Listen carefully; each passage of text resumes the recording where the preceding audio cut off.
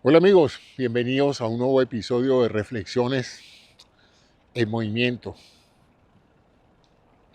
Anoche me acosté reflexionando sobre la actual situación de Venezuela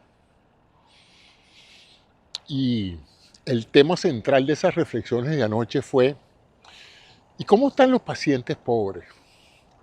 Porque en esta crisis política y económica donde se dice que Venezuela está en la carraplana, que se necesita inversión internacional, la conversación se centra esencialmente en el negocio petrolero. Y es evidente desde hace varios años que en Venezuela hay salud para la gente que tiene recursos, que la salud pública en Venezuela está abandonada, que las instituciones públicas están sumamente deterioradas, por lo menos eso es lo que vemos aquí en el exterior. No sé, no me consta porque, como dije, yo tengo visiones conflictivas de la salud en Venezuela. Sé que hay muchas áreas del país que no tienen centros dotados, que no hay medicina, que no hay una carencia importante de médicos. Entiendo que ahora muchos médicos o ese nivel profesional médico de cubanos se ha ido o se está marchando, está en proceso de irse. Por lo que presumo que la gente que carece de recursos económicos estará pasándola muy mal, ¿no? Pero no oigo a nadie hablando de eso. Y esa era la reflexión de hoy, ¿no? En todas las situaciones de crisis. Y me acuerdo de un gran maestro de nosotros, un gran cirujano, que nos daba clase de la medicina de desastre, de la medicina de emergencia, de cómo los criterios médicos de diagnóstico y tratamiento deben cambiarse un poco cuando se trata de una condición de desastre. Pues no hay mucho tiempo, no hay muchos recursos, hay un caos tremendo, todo el mundo está corriendo, nadie sabe quién está dando las órdenes, nadie sabe dónde están las medicinas, los antibióticos. Entonces se necesita cierta actitud mental para enfrentar una situación de desastre, ¿no? Se ve en cualquier país, no solamente un país pobre, también se ve en los países desarrollados. Es todo un, un reto de gerencia administrativa de emergencia manejar una situación de desastre. Y bueno, Venezuela es un desastre. Venezuela, dentro de todo, es un país que tiene ahorita una situación tensa. Hay una violencia, si no abundante, hay una violencia pasiva. Esa violencia que se siente aunque uno las calles las vea vacías y no vea a nadie maltratando directamente a alguien, pero uno sabe que en el momento en que uno diga algo lo maltratan a uno o lo llevan preso. Están suspendidas las garantías constitucionales. Hay una ley que en este momento pues permite una serie de abusos por parte de los cuerpos de seguridad del Estado, que son los mismos cuerpos de seguridad que estaban antes de que atraparan a Maduro. O sea que para efectos prácticos ya todo el mundo está empezando a preocuparse, porque aunque guardamos una razonable expectativa de que todo vaya a salir bien, que sea una transición ordenada, que yo supongo que eso es lo que buscan los Estados Unidos, que Venezuela transite progresivamente y entusiastamente hacia una democracia de partidos pluralista, ¿no? Donde se puedan... Bueno, en una época yo hubiera pensado que la idea era aceptar el resultado electoral que ya se dio, pero aparentemente tengo la impresión de que María Corina va a tener que medirse otra vez electoralmente, porque nadie, ni siquiera los más allegados a ella, hablan de que ella debe encargarse del gobierno, sino por el contrario, están hablando de que lo lógico es que se celebren elecciones cuanto antes. Supongo que bajo la premisa de que mientras más rápido se celebren elecciones, mayor es la probabilidad de que ahora libremente ella salga electa presidenta de Venezuela, ¿ah? En vez de las circunstancias que tuvieron que hacer que don Edmundo González tuviera que ocupar esa posición aún sin quererlo, ¿no? Pero esa sería la esperanza, pero yo veo que eso ya, nadie habla de eso. Y con la expresa actuación del presidente Trump alrededor de María Corina, de no darle la importancia, de descalificarla de una manera notable, diciendo que ella no goza del apoyo popular y que tampoco tiene el poder de conducir el país, y hablando de que Delcy Rodríguez sí es una mujer maravillosa, pues yo creo que el veredicto ya está centrado. Y aunque el presidente Trump tiene la tendencia a contradecirse él mismo y a cambiar de política de un día para otro, por lo menos la que está para hoy, 23 de enero del 2026, ha sido esa, ¿no? La recibió, le agradeció el premio Nobel, que él se lo merecía, según él. O sea que ella actuó una suerte de factor de transferencia, como dirían los bioquímicos, un factor de transferencia. Ella recibió en nombre del pueblo venezolano el premio Nobel y se lo otorgó a él en nombre del pueblo venezolano. Entonces, contrariando evidentemente lo que fue la voluntad del Comité Nobel de no darle el premio a Trump, pues ella en cierta forma contradijo esa visión y le regaló simbólicamente, le otorgó, le asignó, le designó simbólicamente en la medalla el premio que él piensa que ha debido haber recibido él, pero que recibió ella. Una cosa inédita, ¿no? Que hay gente que ha devuelto hay gente que ha vendido sus medallas o se las ha entregado a otros. Pero esto no fue una delegación de la posesión de la medalla, esto fue un acto político de endoso de un premio Nobel a uno que se ha debido haber ganado el premio Nobel según ella y según él mismo, ¿no? Entonces eso hace que el acto sea un poquito complicado de analizar políticamente. Por supuesto que los defensores de ella dirán que no tenía otro recurso, que no tenía otro remedio, que tenía que hacer algo para salvar su participación en los meses que vienen, en las decisiones que se van a tomar. Pero por ahora, como dijo aquel filósofo, por ahora no se ha hecho mayor cosa que haga pensar que la figura de ella va a participar en la toma de decisiones. Influencia sí, decisiones no. Y por ahora el que está decidiendo ha decidido designar las decisiones de día a día, quién sale preso y quién no sale, a quién meten preso y a quién no meten preso. Esas se siguen tomando a nivel local, las sigue tomando el régimen, ¿no? Entonces, habrá que tener paciencia. Habrá que tener paciencia o habrá que estar, como dicen en Venezuela, mosca. Porque a veces con el cuento de la paciencia, lo que se quiere es tranquilizar a la gente para decirle, acostúmbrate. Acostúmbrate a la nueva realidad, ¿no? Cuando uno llega y hace algo malo y lo critican, uno promete que tarde o temprano las cosas van a mejorar y hay que tener paciencia. Y con el cuento de la paciencia hay situaciones que se eternizan y las personas pues terminan acostumbrándose. Acostumbrándose. Aquí está pasando domésticamente. Ya nos estamos acostumbrando a que una persona enmascarada puede golpearnos, maltratarnos y meternos a la cárcel y no pasa nada.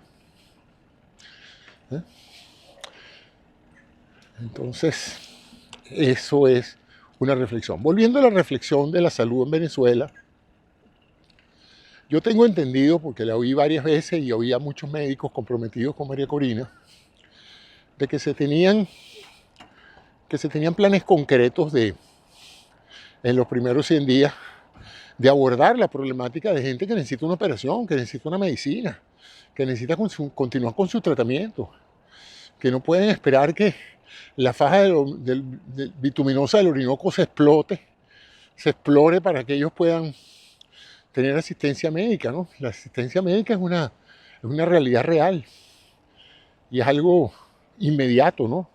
Uno no puede estar postergando las cosas, porque si no se enferma más. Entonces, es curioso eso, cómo nadie parece estarse ocupando, por lo menos vocalmente. Me imagino que habrá gente muy preocupada, pero como hay miedo en Venezuela, pues nadie se atreve a hablar de eso, ¿no? De la gente cuya vida, cuya salud está guindando de un medicamento que no se consigue, de una intervención que no se consigue, de un quirófano que no está operacional. Y a pesar de que se habla de que ya están llegando los vagones con dólares, nadie ha dicho si alguno de esos dólares va a terminar mejorando un hospital o facilitando un tratamiento, ¿no?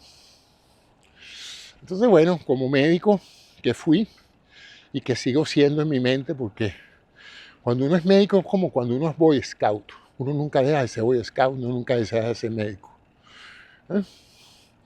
Entonces, a pesar de que ya mis años de diagnóstico y tratamiento están en el pasado, mi compromiso con la salud ajena y con promover la salud y el bienestar humano y la humanidad siguen ahí y seguirán ahí hasta mi último aliento, ¿no?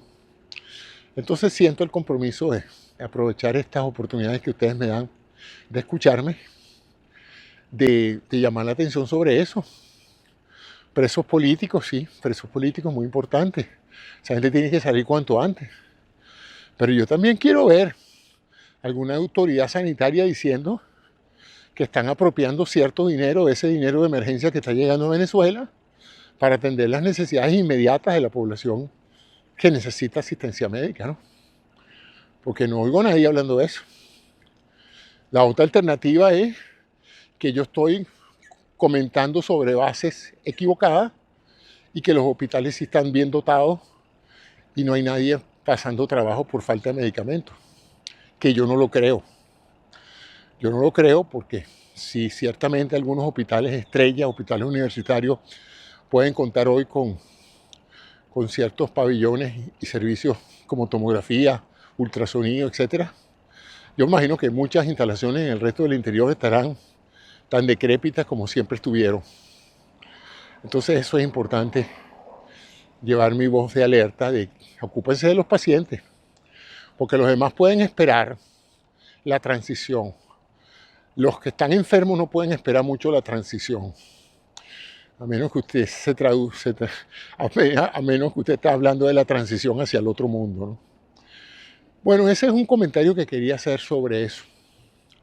Esta mañana escuché una espléndida participación de Ricardo Hausmann en la reunión de Davos. Me pareció brillante, como siempre. Ricardo tiene una gran habilidad de describir rápidamente, concretamente, las situaciones en pocas palabras, ¿no? Todo lo contrario a mí, me toma más tiempo, pero él es muy eficiente en ese sentido. Y bueno, y habló claro y raspado. Y él dice, la idea y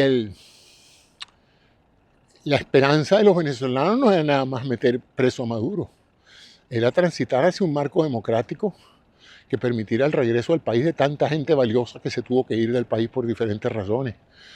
Muchas de ellas políticas, muchas de ellas profesionales y muchas de ellas económicas. Y sin esa gente, sin ese capital humano, no hay recuperación posible. La recuperación de Venezuela no va a venir por los millones de los fondos buitres, como los definió él, o con préstamos del Fondo Monetario Internacional. Va a venir en el día en que muchos venezolanos y sus hijos regresen al país y empiecen a desarrollar empresas, industrias, a ocupar cargos públicos con responsabilidad, a educar mejor a otros, aprovechar que se educaron afuera para educar a otros adentro. Yo ciertamente, dentro de los pocos años que me quedan de vida, no vería eso como nada penoso, sino por el contrario, extraordinariamente reconfortante volver a Venezuela a educar lo poco que sé y a promover, a entusiasmar jóvenes en las áreas que me tocó desarrollar en su momento. todas ellas áreas de tecnologías de punta. Pero esa es la situación de ahorita hay demasiada incertidumbre, no hay lo que se llama un roadmap, un mapa de ruta claro, y si uno no tiene un mapa y un plan, uno no sabe para dónde va. Y la incertidumbre no es buena porque fomenta el caos, fomenta la desconfianza. Si yo le digo a ustedes, vámonos de viaje, y no les digo para dónde, ni cómo, ni en qué condiciones, ustedes tendrían que tener una extraordinaria confianza y fe en mí para seguirme. Y como han defraudado a tanta gente con ese cuento, yo diría que yo no conseguiría que muchas personas me siguieran. Entonces, un prerequisito para que la gente me siga en una causa noble o en una causa cualquiera que nos beneficie a todos, es que yo, además de apoyarme en mi autoridad moral, si es que todavía la tengo, les ofreciera un plan, lo que se llama la famosa hoja de ruta o roadmap, que llaman los estadounidenses y el mundo entero en inglés lo llama así.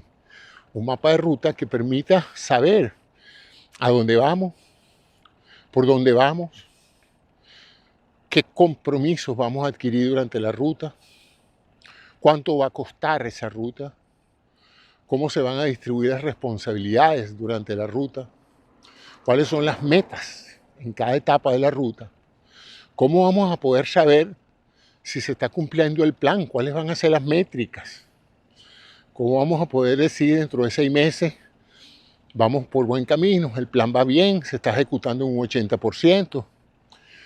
Todo eso requiere un plan. Y cuando uno piensa que un país como Estados Unidos se tomó el lance de agredir a Venezuela, de capturar el presidente en ese momento en ejercicio, quizás no era legítimo, no es que quizás no era legítimo, pero evidentemente si el mundo entero está condenando esa forma de hacer las cosas, por algo es. Si aún así se hizo todo eso, es porque se tiene un plan.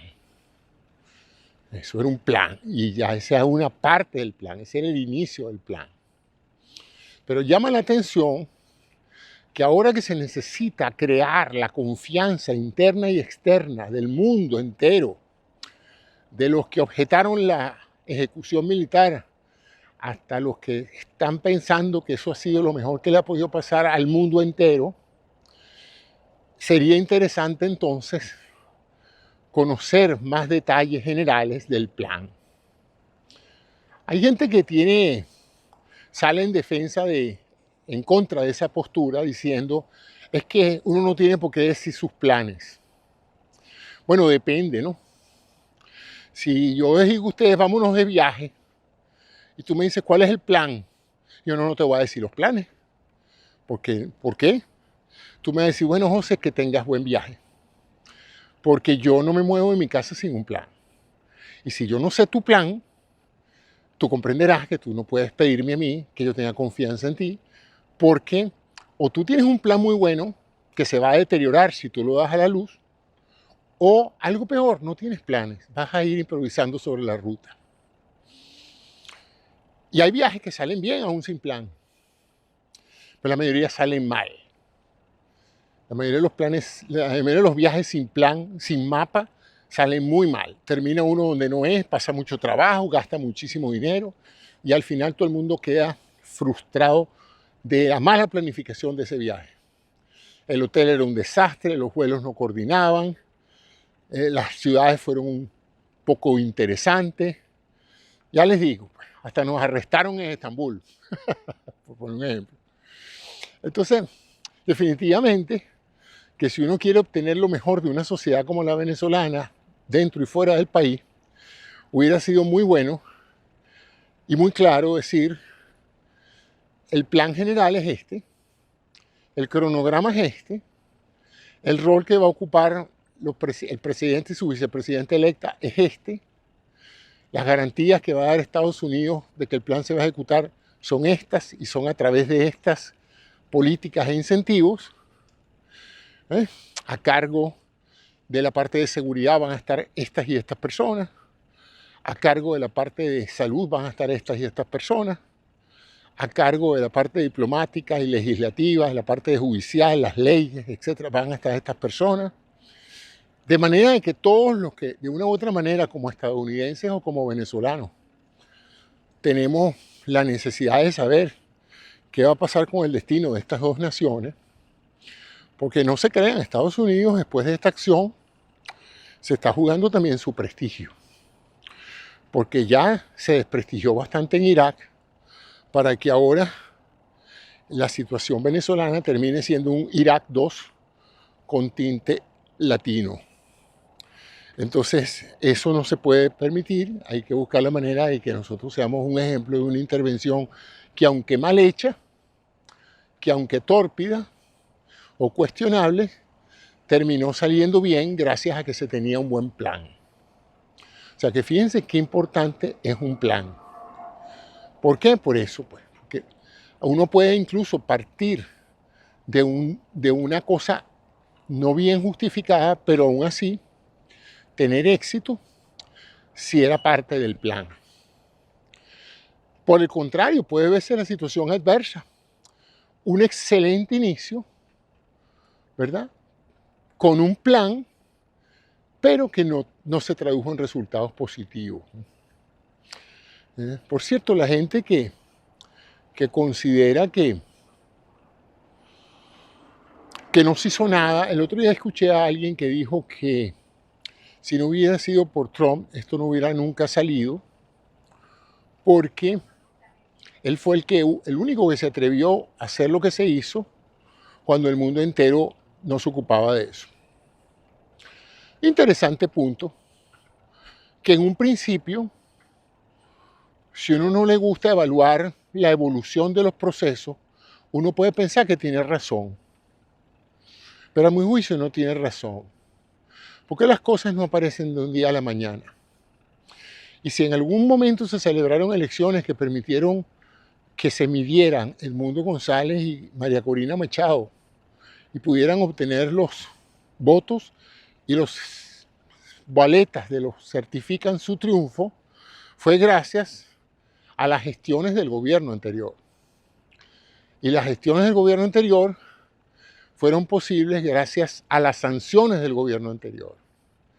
Y así para atrás, todo tiene una continuidad. Yo no puedo decir que yo bajé de peso porque me tomé esa pastilla este mes. No, eso es el último efecto de una cadena de eventos que comenzó hace 10 años cuando yo empecé a hacer una serie de cosas para bajar de peso. Entre otras, ocuparme del peso.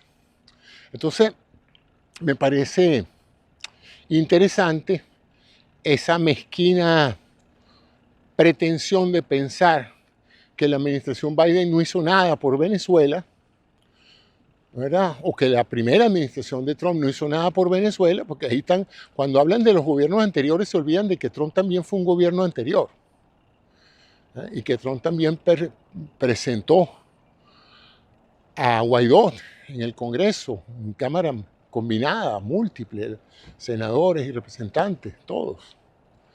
De tal manera, pues que, como ustedes verán, hay una continuidad en la posición estadounidense. Y se piensa, pues, que esta fue la mejor opción. Hay muchos que no están de acuerdo con esto. Todavía, aún así, cuando la operación militar resultó todo un éxito militar, un éxito técnico, si eso no se traduce en una democracia y en una sustitución del régimen venezolano, es lo que se llama una victoria pírrica, una victoria intrascendente, una victoria táctica y una batalla perdida, una guerra perdida. A veces uno gana batallas y pierde la guerra. El otro día estaba viendo un documental donde técnicamente Estados Unidos nunca perdió un solo encuentro con los vietnamitas, con el Vietcong, con el ejército comunista de Norvietnam. Según ese documental, nunca se perdió una batalla. Siempre los Estados Unidos pudieron triunfar sobre el enemigo matar más enemigos, controlar el territorio de controlar al enemigo y bueno, y usar todo el desempeño de su material bélico. Pero después de todas esas batallas ganadas, perdió la guerra, porque al final tuvieron que irse y al final el que quedó en control del país fue el enemigo. Y eso se citará siempre como un ejemplo de batallas ganadas y guerras perdidas. Y una situación similar fue la participación de los Estados Unidos tanto en Irak como en Afganistán. Batallas ganadas, guerras perdidas. Y lo que queremos es que no pase eso en Venezuela, sino que la batalla que se ganó el 3 de enero se traduzca en una guerra ganada en poco tiempo con un nuevo gobierno democráticamente electo, un imperio de la justicia, un balance de poder entre los tres poderes, un rehabilitamiento de la gestión pública a través de personas capaces que produzca las garantías para que esa inmensa cantidad de venezolanos de otras nacionalidades ahora, muchos de ellos, puedan sentirse cómodos de ir a Venezuela, por lo menos hacerse presentes y a decir, aquí estoy yo, estos son mis talentos, este es mi capital, yo vengo a abrir una panadería, vengo a abrir una juguetería, vengo a abrir una fábrica, o no vengo a abrir nada, vengo a ayudar a un muchacho que quiera hacerlo, vengo a asesorar a alguien, vengo a entusiasmar a alguien, vengo a motivar a alguien, y vengo a decir lo que pienso, y no quiero que me metan preso por lo que pienso, ¿verdad? Y sea un gobierno, o sea un país donde gente de derecha y de izquierda puedan hablar libremente, sin que los de derecha quieran meter preso a los de la izquierda y sin que los de la izquierda quieran meter preso a los de la derecha, ¿verdad?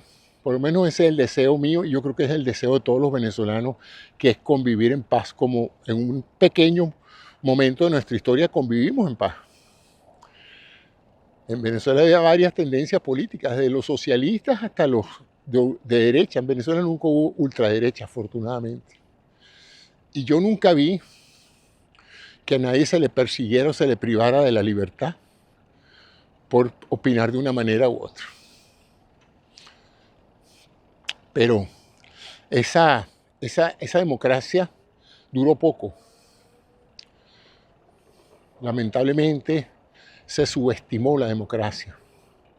Se le castigó a la democracia los vicios que da la libertad. La libertad da vicios.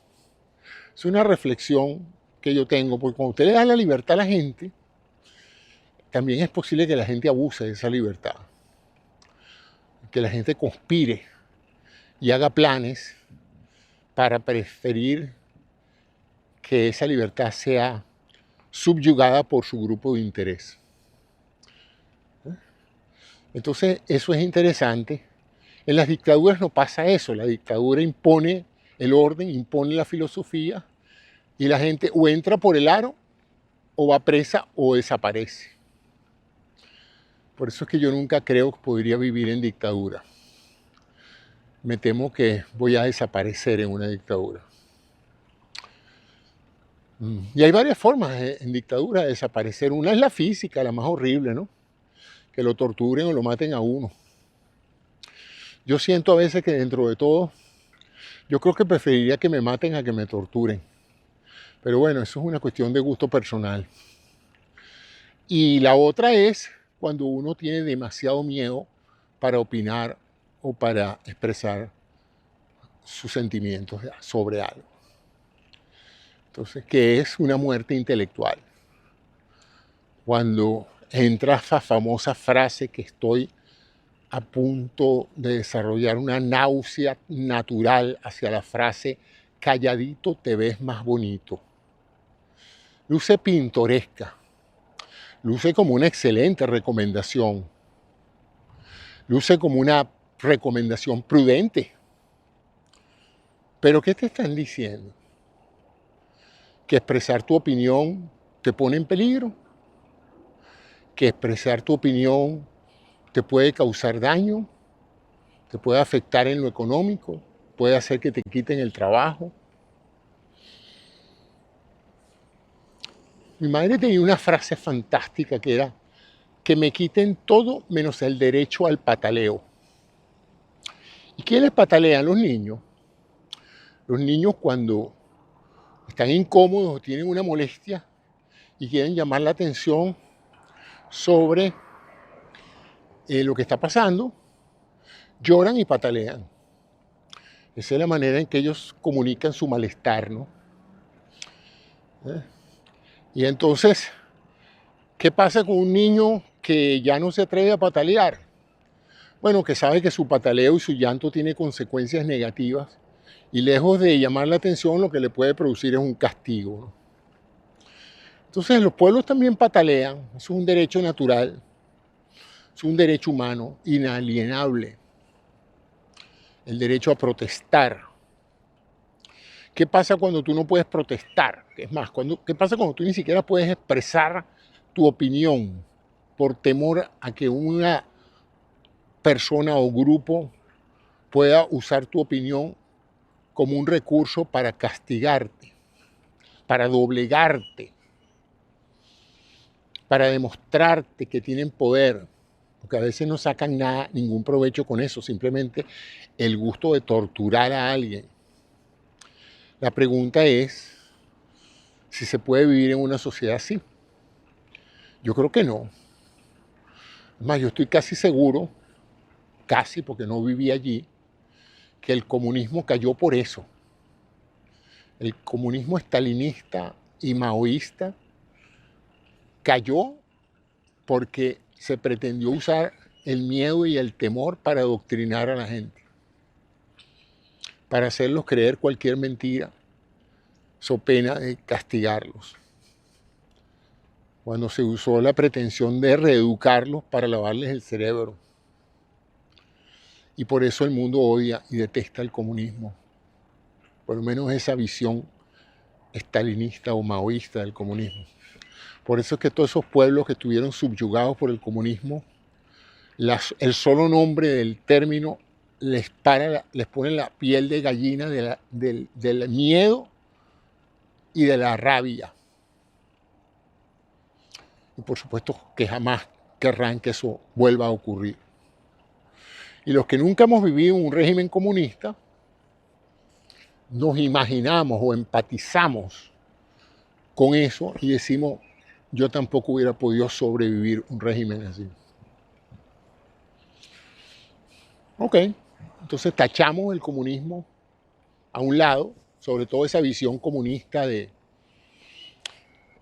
eso. Y digo esa visión porque yo entiendo, por ejemplo, cuando visité Israel, que los kibbutz son organizaciones con un sistema de vida comunal. O sea que los kibbutz eran centros de comunismo práctico. Pero yo nunca escuché que la gente que viviera o comulgara con un kibbutz, formara parte de un kibbutz, estaba o presa o si expresaban alguna opinión de disentimiento, los castigaban y los torturaran porque estaban en contra del kibbutz. Simplemente el que no le gustara la vida comunal se paraba y se iba. Y el que comulgaba con eso se quedaba y participaba dentro de las normas de ese sistema político igualitario que era el kibutz. Tuve oportunidad de hablar con una mujer que había crecido en un kibutz. Y me dijo, José, no es tan ideal como tú crees. Es fuerte, requiere una mentalidad muy compleja el hecho de saber que tú no tienes posesiones propias exclusivas, sino que todo es de la comunidad, las herramientas, los juguetes, etc. Las normas, el trabajo, la distribución del trabajo, etc. Pero yo no soy un experto en kibutz, para eso los remito a fuentes israelitas que tienen muchos libros escritos sobre esa forma particular de comunismo que se practicó. No sé si todavía se practica todavía. Estoy hablando de algo que creo que ya pasó. Pero lo cierto es que la idea es si se puede vivir en comunidad en forma pacífica, compartiendo recursos y hasta cierto punto valorando más la vida humana que la parte material, es un experimento que siempre se ha visto como una utopía, pero varios grupos en experimentos pequeños lo han tratado. Ahora, el comunismo de Estado como tal, implantado, forzado, bueno, ya saben cómo terminó. La Unión Soviética se desmoronó porque la gente se hartó. Antier tuve la oportunidad de escuchar al primer ministro de Canadá, que ha pasado a ser mi político favorito, porque habla con una claridad y una contundencia extraordinaria. Así que mis felicitaciones a mis vecinos canadienses por tener tremendo jefe de Estado, que además de inteligente y patriótico, tiene cojones para pararse en Davos ante una audiencia mundial y decir las cosas como son. Caiga quien caiga, piensen lo que piensen, y de defender su país, su herencia cultural y su derecho a su soberanía de una manera tan clara y efectiva. Y no estoy solo en eso, ¿ah? He visto decenas de políticos y jefes de Estado aplaudiendo el discurso del primer ministro de Canadá. O sea que cuando lo escuché dije, wow, este hombre es increíble. Y después vi los comentarios y dije, bueno, no soy el único que piensa eso. Casi todas las fuentes que he visto, no he oído a nadie que diga que lo que dijo es mentira, que lo que dijo no es real y que lo que dijo no es inteligente y no se ajusta a la realidad. Habló de la hegemonía mundial, del derecho de los pueblos, independientemente de que no sean ricos y famosos, que no tengan ejércitos monumentales, el derecho que tienen a existir y a resistir. ¿Verdad? Aun cuando quizás desde un punto de vista material los favorezca plegarse y arrodillarse ante el poder, hay pueblos dignos, siempre los ha habido. Históricamente una de las personas que a mí más me ha impresionado cuando conocí su historia fue la de Mandela. Un líder digno, respetado. Yo no conozco a nadie que no respete la memoria y la trayectoria política y simbólica de Mandela en Sudáfrica. Lo que se llamaba una piedra en el zapato del apartheid sudafricano. Preso de conciencia, preso político. ¿No? Pero que no se arrodillaba, ¿vale? Y miren que trataron de arrodillarlo. Mi admiración por él creció muchísimo cuando me enteré que a Nelson Mandela, años antes de que saliera en libertad, le dijeron, si usted quiere salir preso, no hay ningún problema, nosotros no tenemos ningún interés en tenerlo usted preso. Usted es un fastidio preso. El mundo entero vive preguntando por usted. Firme este papelito, olvídese de la política, vaya, le damos hasta dinero para que se vaya a las Islas Fiji con su novia y se dedique a vivir la vida, ya tiene demasiados años preso, pero no fastidie más, deje eso así. Nosotros los blancos racistas vamos a seguir en el poder y usted no va a poder hacer nada al respecto. Deje eso así, señor Mandela, mire, no tiene sentido que usted siga dejando lo mejor de su vida aquí en una prisión, en un cuarto de 2x2, por sus principios. Sea práctico, sea sensato. ¿Qué es eso? ¿Qué necesidad tiene usted de estar pasando trabajo por capricho? Esta es la versión Cisnero del cuento. No sé si fue así, pero no tengo razones para pensar que no fuese así. Por lo menos así lo describen muchos autores. Y Mandela decía no. Yo de aquí salgo con plenos derechos ciudadanos de participar en política. Si no, no salgo, prefiero no salir. ¿Qué voy a hacer yo afuera? ¿Qué voy a hacer yo en las Islas Fiji con mi novia cogiendo sol? Nada. Voy a pasar como un político más que se transó. No, yo soy un símbolo, yo no soy una persona. Yo soy una persona con una enorme autoridad moral para decir y para reclamar lo que estoy reclamando. Entonces yo no me voy a doblegar ante ustedes. y voy a seguir fastidiándolo y voy a seguir hablando de la causa de la raza negra africana en Sudáfrica, y ustedes saben que van a perder tarde o temprano. No será conmigo, pero será con otro, aparecerá otro Mandela, pero yo de aquí salgo para la gloria. Y así fue. Llegó un momento en que no había qué poder tenía, cuántas divisiones de soldados tenía Mandela, ni una. ¿Cuántos tanques tenía Mandela? Ninguno. Aviones, acorazados, los benditos portaaviones que ahora están de moda. No, no tenía nada de eso. Yo creo que no tenía ni una navajita, pues ni un corta uña tenía Mandela. Pero tenía autoridad moral, tenía peso, tenía sus principios. Y quien se enteraba de la situación en que estaba, cómo estaba y por qué estaba, no podía hacer otra cosa que plegarse a su causa. Años después que salió y se transformó en presidente y padre de la nueva Sudáfrica, cientos de jefes de Estado han pasado por su celda para visitar el sitio donde Mandela pasó 27 años preso, un preso de conciencia. Y no pueden menos que admirarlo. Ha recibido premios de toda, y sus ciudadanos, sus conterráneos, su gente, su raza, lo considera el padre de la patria. ¡Wow! ¡Qué tremendo reconocimiento! ¿No? Cuando alguien te dice mi patria la creó Nelson Mandela.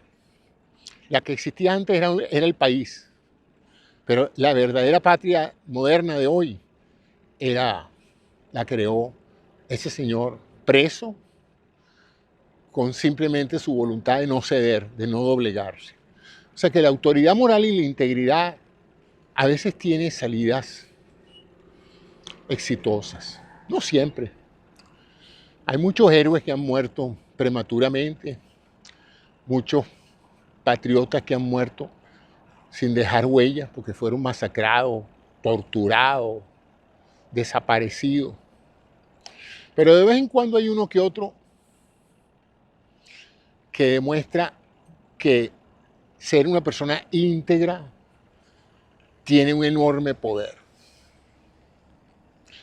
Y ahí vamos entonces a la frase, calladito te ves más bonito. Yo creo que el Papa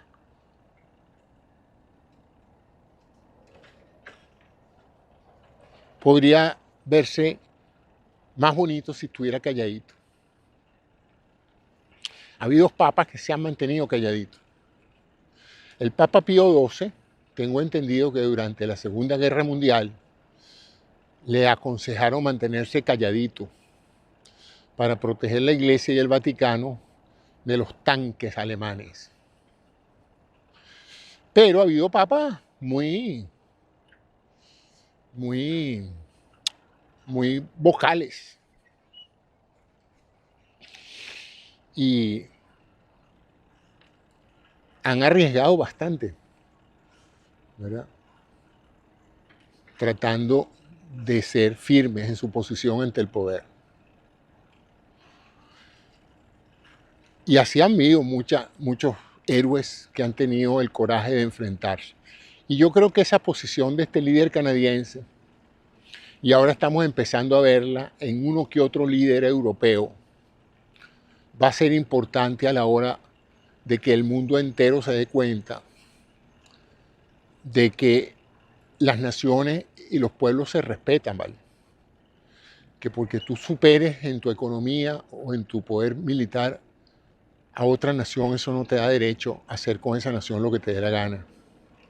Que esa ley de la selva termina actuando en tu contra tarde o temprano. Que es mejor tener aliados que tener enemigos, aunque tú puedas vencer a tus enemigos. Pero claro, se necesita ser una persona de una elevada estatura moral para poder entender eso. Los matones y los gángsters no entienden eso. Y por supuesto, tienen vigencia mientras tienen poder. El día que ya no tienen poder, nadie los respeta y terminan como terminó Hussein y como terminó todos los tiranos del mundo. Como terminó Maduro ahorita, que yo imagino que la está pasando bastante mal por no haber entendido hace tiempo que él no puede hacer con el pueblo venezolano lo que le dé la gana a él, por no respetar al pueblo venezolano. Miren dónde está. Y donde deberían estar todos los otros que ahora están literalmente haciendo lo que le da la gana a uno que para mí tampoco está entendiendo lo que quiere el pueblo estadounidense. Quiere paz, quiere prosperidad, quiere que lo dejen desarrollar sus potenciales y que no ande por arriba y para abajo por todo el planeta dándole palos a los demás para tratar de hacer negocios, que así no se hacen negocios. Los negocios no se hacen a punta de pistola, los negocios se hacen a través de la persuasión y de hacerle a las personas con las cuales quieres negociar una propuesta de valor. Demostrarles la conveniencia que tiene hacer negocio contigo, pero no poniéndole y amenazándolo con la violencia para que firmen un contrato. Pero como les dije, se necesita un especial tipo de liderazgo para entender esas cosas.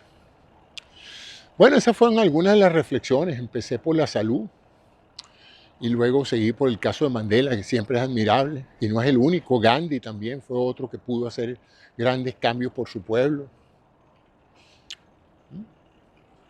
Ha habido grandes líderes que han podido seducir a eso. Pero ahora necesitamos urgentemente de quien quiera que esté a cargo del rancho que nos muestre la hoja de ruta, que nos muestre el plan, que nos dé algo material para establecer hacia dónde vamos, cuándo vamos a llegar ahí, cómo va a ser ese sitio donde vamos a llegar, quiénes van a estar a cargo, cuáles van a ser las prioridades.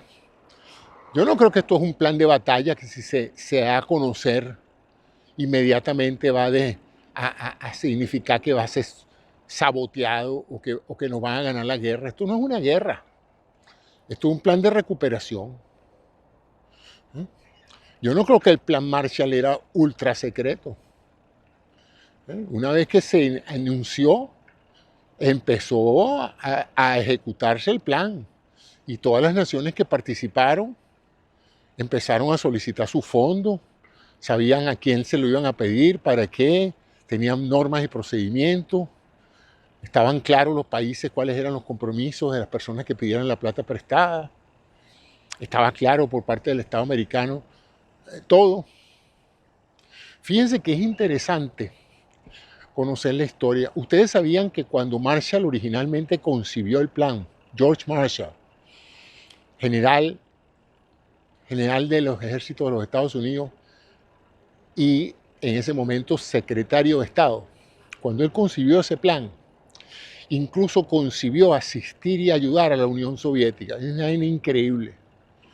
Cuando yo me enteré de eso, yo dije, oye, qué estadista tan grande. Porque él decía, la única manera de eventualmente hacer una paz duradera entre el comunismo y el capitalismo americano va a ser que el capitalismo americano sea una ayuda y no sea visto como un enemigo por los rusos. Y tarde o temprano Stalin va a salir.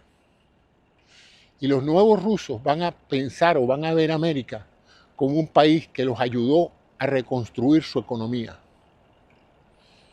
Por supuesto, los anticomunistas de los Estados Unidos dijeron, este George Marshall es un comunista. ¿Cómo se le ocurre que se le vamos a prestar plata a los comunistas para que mejoren su economía? Porque Rusia estaba golpeada, Rusia perdió muchísima gente y perdieron muchísimos recursos durante la guerra. Rusia quedó arruinada como quedó Alemania y como quedaron muchos otros países europeos. Y Marshall concibió ese plan para recuperar Europa, toda Europa, incluyendo Rusia. Sin embargo, las corrientes anticomunistas privaron y Rusia o no participó por decisión propia de orgullo de no aceptar dinero americano, para nada, porque después cuando se estaba muriendo de hambre, el grano con el cual se hacía el pan en Rusia venía de los Estados Unidos. Pero así son las cosas. Bueno, ellos decidieron que ellos no iban a recibir ayuda de los americanos. Y también Marshall estaba siendo acusado de comunista, entonces no tendría también ningún entusiasmo por incluir a Rusia dentro del plan de recuperación europeo.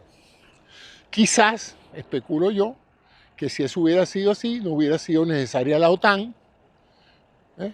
Una Rusia menos obsesionada con que Occidente quiere invadirla y cambiarla a un régimen capitalista, hubiera sido menos agresiva con sus vecinos. No sé, estoy pensando así, tipo Disney, ¿no?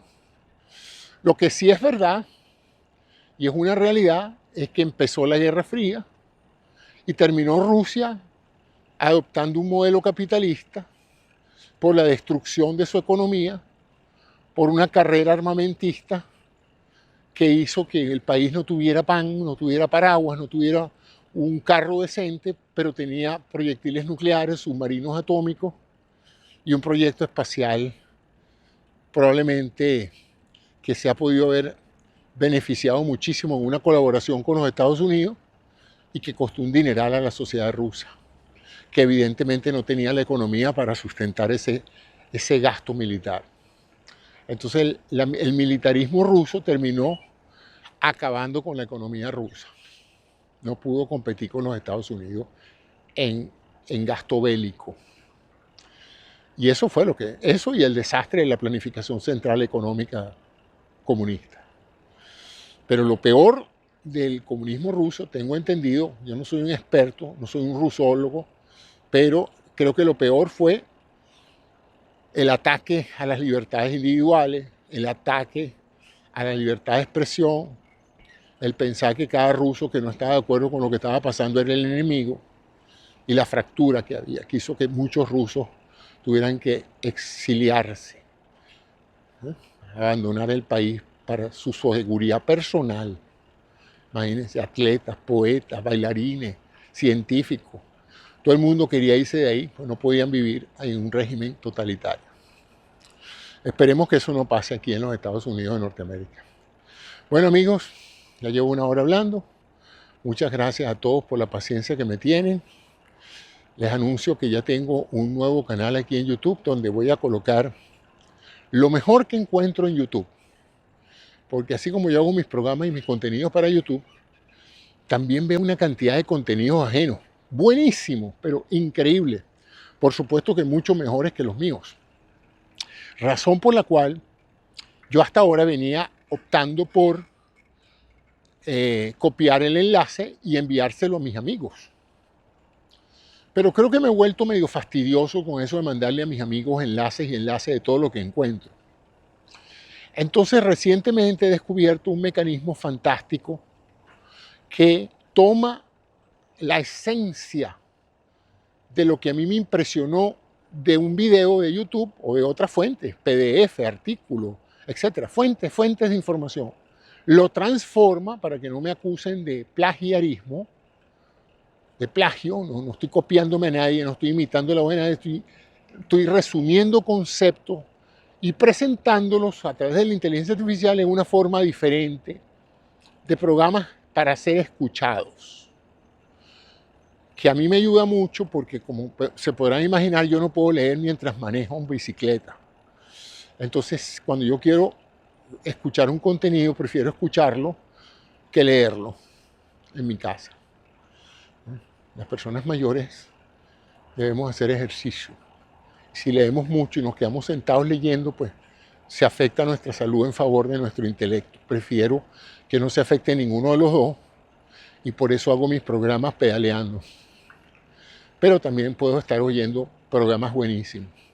Entonces esa esencia, esa curaduría respetuosa es la que yo hago con esos programas, utilizando la inteligencia artificial, que es una herramienta maravillosa.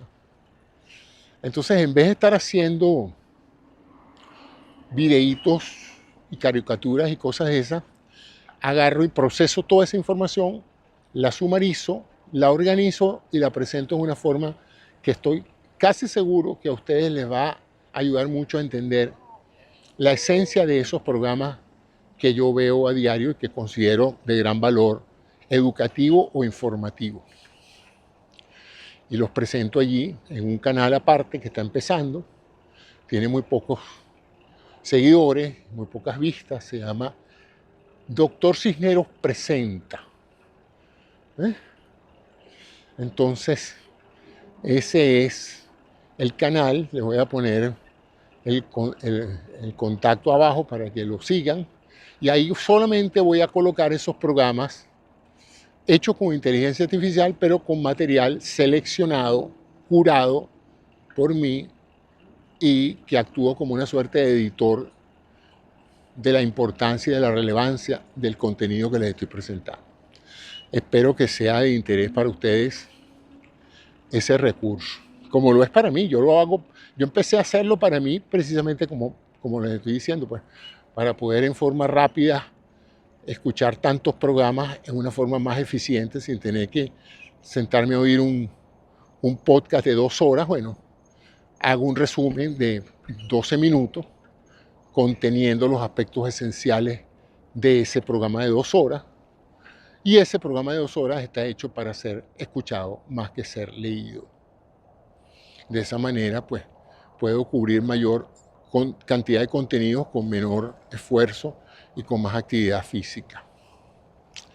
Por eso están tan popularizados los podcasts, porque la gente puede escucharlos mientras hace otras cosas, mientras maneja, mientras hace otras actividades, mientras cocina. En cambio, sentarse a ver televisión o sentarse a leer tiene ese pequeño inconveniente.